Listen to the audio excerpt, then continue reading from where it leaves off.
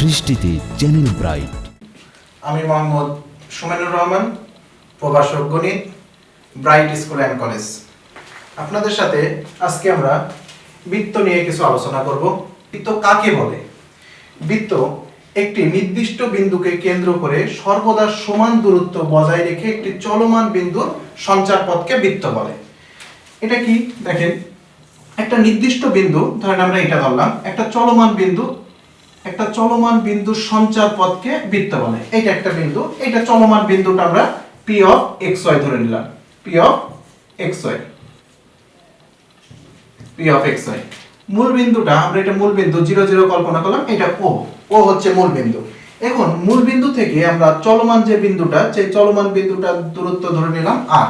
এখন যে আমরা দুইটা বিন্দু দেয়া থাকলে একটা দূরত্ব নির্ণয় সূত্র আমরা সরলরেখাতে অলরেডি শিখে আসছি, সেটা OP equal root over x1 minus x2 তার whole square plus y1 minus y2 তার হোল স্কয়ার।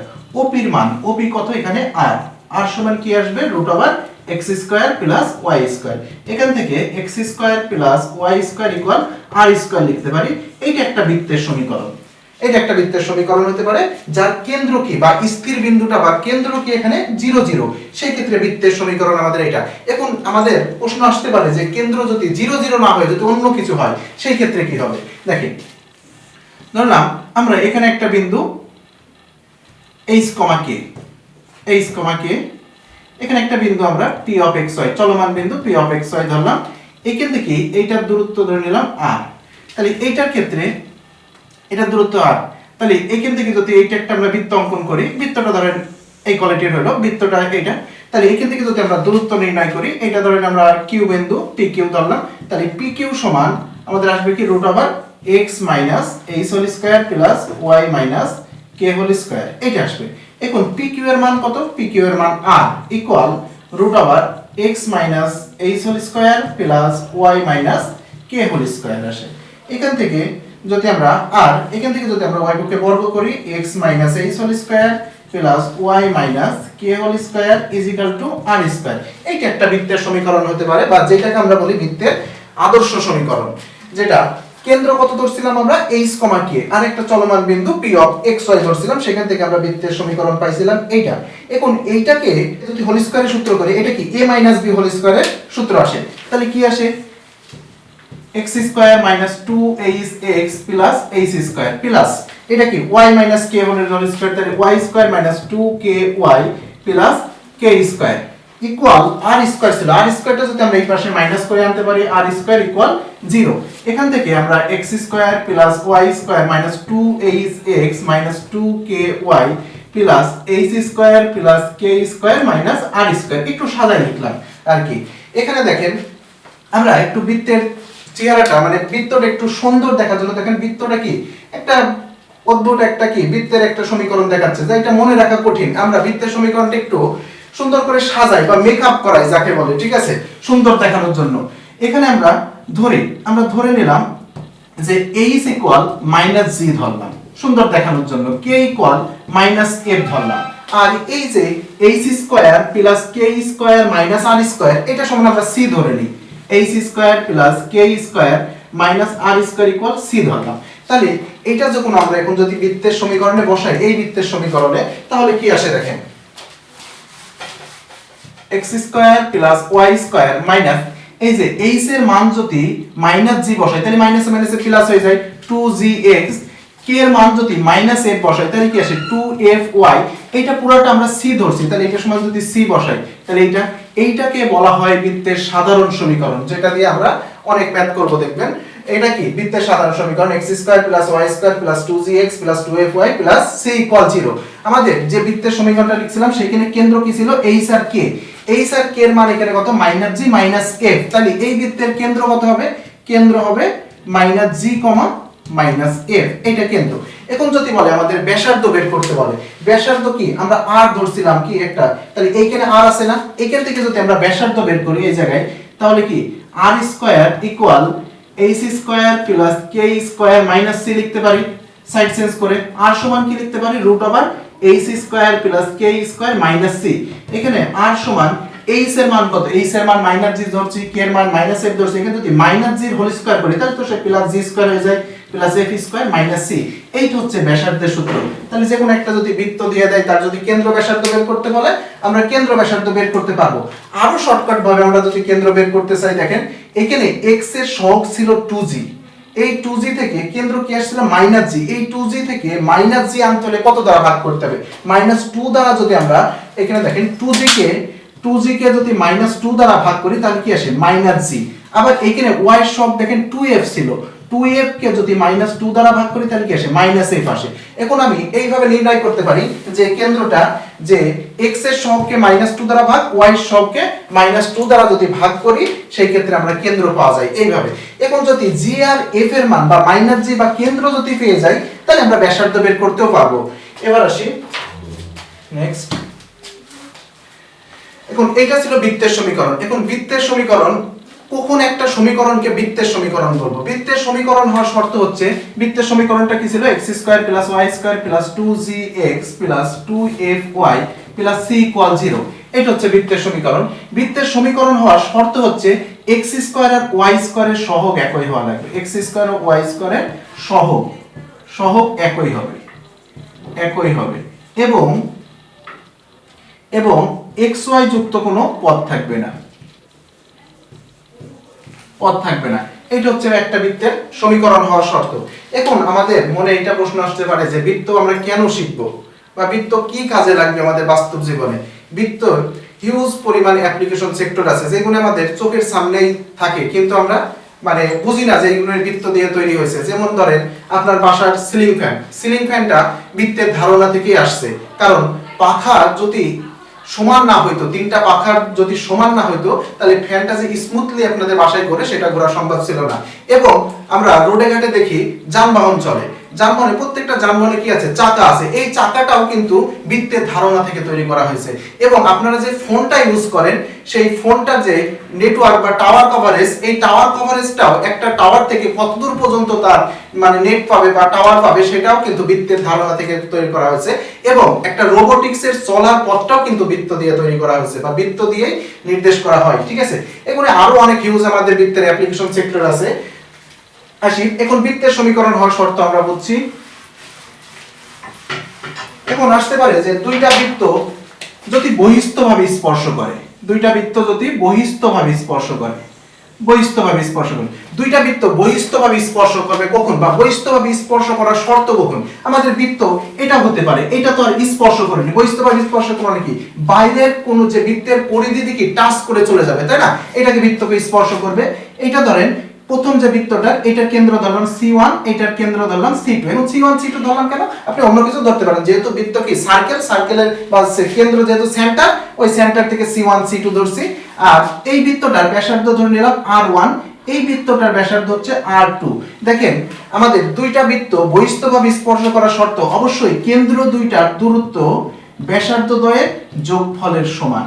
এটা হচ্ছে কি দুইটা বৃত্ত বহিস্থভাবে স্পর্শ করার শর্ত, কেন্দ্র দুইটার দূরত্ব ব্যাসার্ধ দ্বয়ের যোগফলের সমান। কিন্তু এইটার ক্ষেত্রে দেখেন যদি আমরা কেন্দ্র C1, এটা যদি কেন্দ্র C2 দিই, এটার ব্যাসার্ধ হচ্ছে R1, এটা ব্যাসার্ধ R2, কখনোই কেন্দ্র দুইটার দূরত্ব ব্যাসার্ধ দুইয়ের যোগফলের কখনো সমান হবে না, তাই না? তাহলে কি এইটা আমাদের বহিস্থভাবে স্পর্শ করে না। তাহলে বহিস্থভাবে স্পর্শ করতে হলে অবশ্যই কেন্দ্র দুইটার দূরত্ব ব্যাসার্ধ দ্বয়ের যোগফলের সমান হওয়া লাগবে। এবার আসি এটা গেল বহিস্থভাবে স্পর্শ করে। এবার যদি প্রশ্ন আসতে পারে যদি অন্তস্থভাবে স্পর্শ করে সেই ক্ষেত্রে কি হয়, দেখেন দুইটা বৃত্ত যদি অন্তস্থভাবে স্পর্শ করে, অন্তস্থ মানে কি একটা বৃত্তের ভিতরে আরেকটা বৃত্তকে স্পর্শ করবে। ধরেন আমরা এই যে বড় বৃত্তটার কেন্দ্র ধরলাম C1 আর যে ভিতরে যেটা স্পর্শ করছে সেটা C2। এখন ধরে নিলাম এই যে বড় বৃত্তটার ব্যাসার্ধ, এই যে পুরাটা কি এই বড় বৃত্তটার ব্যাসার্ধ, এইটা ধরে নিলাম হচ্ছে R1 ব্যাসার্ধ। আর ছোট বৃত্তটার ব্যাসার্ধ ধরেন এই যে এইটা ছোট বৃত্তটার ব্যাসার্ধ ধরে নিলাম R2 এইটা। এখন দুইটা বৃত্ত কখন অন্তস্থভাবে স্পর্শ করবে সেটা দেখেন, আমাদের কেন্দ্র ছিল এই একটা, কেন্দ্র দুইটা দূরত্ব হবে অবশ্যই বড় বৃত্তের ব্যাসার্ধ থেকে ছোট বৃত্তটার ব্যাসার্ধ বিয়োগ করলে যেটা আসে সেইটাই দেখেন আমাদের কেন্দ্র দ্বয়ের দূরত্ব আসবে। তাহলে C1 C2 equal R1 negation R2। এবং নেগেশন চিহ্ন দিই কেন, মাইনাস দিই না কেন? কারণ আমাদের সব সময় কি ব্যাসার্ধ কখনো নেগেটিভ হয় না, এই জন্য বড়টার থেকে আমরা কি ছোটটা বিয়োগ করি, সেই জন্য নেগেশন চিহ্ন দেওয়া হয়। আমাদের বড় ব্যাসার্ধ থেকে ছোট ব্যাসার্ধ জাস্ট বিয়োগ করব, এই জন্য কি কেন্দ্রদ্বয়ের দূরত্ব ব্যাসার্ধদ্বয়ের বিয়োগফলের সমান। এইটা হচ্ছে দুইটা বৃত্ত যদি অন্তস্থভাবে স্পর্শ করে। এখন আমাদের আসতে পারে যে দুইটা বৃত্ত যদি বহিস্থভাবে স্পর্শ করে, এর আগে যেটা দেখালাম, যদি দুইটা বৃত্ত বহিস্থভাবে স্পর্শ করে সেই ক্ষেত্রে কয়টা সাধারণ স্পর্শক আঁকানো সম্ভব। সাধারণ স্পর্শক কি, মানে দুইটা বৃত্তকে স্পর্শ করে যাবে যে স্পর্শকটা, সেটাই কি ছিল আমাদের সাধারণ স্পর্শক। সাধারণ স্পর্শক কয়টা হবে, ধরেন আমাদের এই যে এই একটা সাধারণ স্পর্শক আঁকানো সম্ভব, আবার কি নিচ দিয়েও একটা সাধারণ স্পর্শক আঁকানো সম্ভব, তাহলে এই একটা সাধারণ স্পর্শক, আরো একটা সাধারণ স্পর্শক আঁকানো সম্ভব, সেটা হচ্ছে এটা। এই তিনটা বাদে দেখেন আর কোনো স্পর্শক আপনি বা আর কোনো রেখা আপনি টানতে পারবেন না যেটা এই দুইটা বৃত্তকে স্পর্শ করে যাবে। তাহলে একটা বৃত্ত আমরা বলতে পারি বহিস্থভাবে স্পর্শ করলে তার সাধারণ স্পর্শক কয়টা হবে, তিনটা। এখন যদি দুইটা বৃত্ত অন্তস্থভাবে স্পর্শ করত সেই ক্ষেত্রে সাধারণ স্পর্শক কয়টা হবে, যদি এই যে দেখেন একটা আঁকানোই সম্ভব, এটা কি অন্তস্থভাবে যদি স্পর্শ করে সেটা কি সাধারণ স্পর্শক আঁকানো একটাই সম্ভব। এখন যদি দুইটা বৃত্ত একটা আরেকটাকে ছেদ করে সেই ক্ষেত্রে কয়টা আঁকানো সম্ভব। দুইটা বৃত্ত একটা আরেকটাকে যদি ছেদ করে মানে কি একটা বৃত্ত দিয়ে আরেকটা বৃত্ত যাবে, এইটা দুইটা বৃত্তের যদি এখন যদি দুইটা বৃত্তকে ছেদ করে সেই ক্ষেত্রে সাধারণ স্পর্শক আঁকানো সম্ভব। দেখেন এই একটা আর এই একটা, আর দেখেন কোনটা সাধারণ স্পর্শক আর মাঝে কি সম্ভব না, কারণ এটা স্পর্শ করবে না, ছেদ করে যাবে। তাহলে কি এটা যদি দুইটা বৃত্ত একটা আরেকটাকে ছেদ করে সেই ক্ষেত্রে সাধারণ স্পর্শক কয়টা আঁকানো সম্ভব, দুইটা। এখন আসি যদি দুইটা বৃত্ত একটা আরেকটাকে ছেদ না করে সেই ক্ষেত্রে কয়টা স্পর্শক আঁকানো সম্ভব। যদি ধরেন এই একটা বৃত্ত এই একটা বৃত্ত দুইটা আরেকটা এককে ছেদ করলো না, তাহলে সাধারণ স্পর্শক আঁকানো সম্ভব। এই একটা সাধারণ স্পর্শক আঁকানো সম্ভব, এখানে একটা আবার সাধারণ স্পর্শক আঁকানো সম্ভব, এখান দিয়ে ধরেন গেছে একটা, এইটা একটা সাধারণ স্পর্শক, আবার সাধারণ স্পর্শক আঁকানো সম্ভব, এইটা এখান থেকে এটা। তাহলে টোটাল কয়টা সাধারণ স্পর্শক আঁকানো সম্ভব, চারটা সাধারণ স্পর্শক আঁকানো সম্ভব যদি দুইটা বৃত্ত একটা আরেকটাকে ছেদ না করে বা স্পর্শ না করে যায় সেই ক্ষেত্রে আমাদের চারটা সাধারণ স্পর্শক আঁকানো সম্ভব। এখন আমাদের প্রশ্ন আসতে পারে যে একটা বৃত্ত আর একটা রেখা, একটা বৃত্ত একটা রেখাকে কখন স্পর্শ করবে।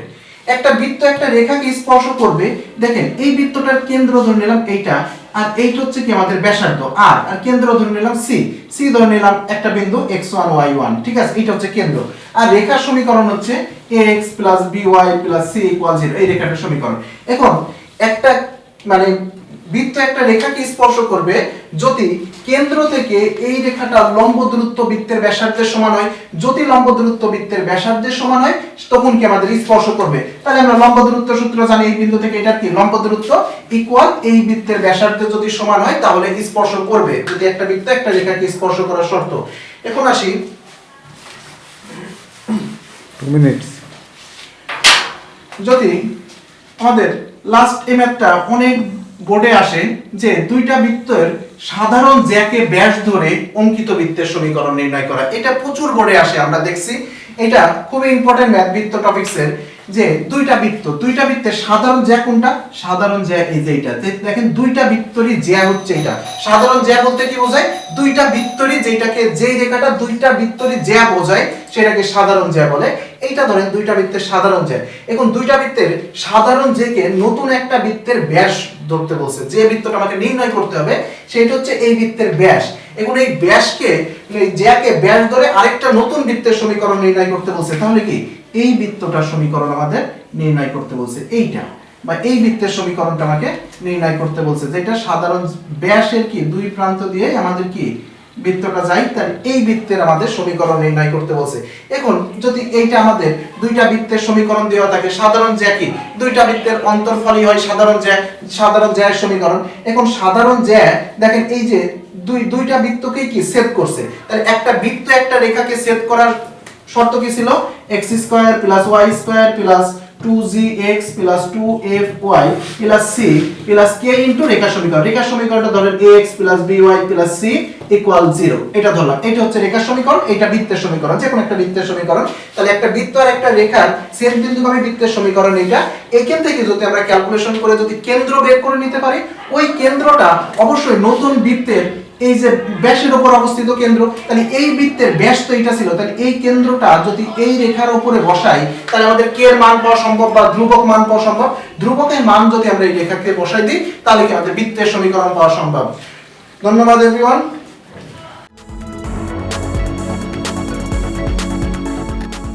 সৃষ্টিতে চ্যানেল ব্রাইট।